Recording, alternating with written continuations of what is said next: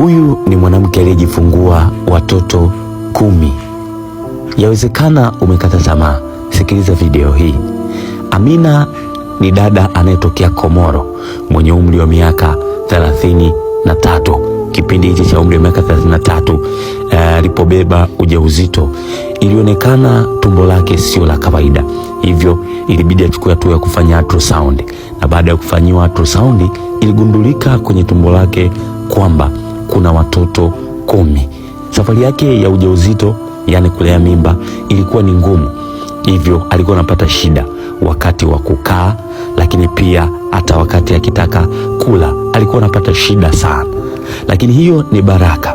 Sasa yawezekana ni mwanamke ambaye umekata tamaa, umetumia muda mrefu pasipo kubeba ujauzito.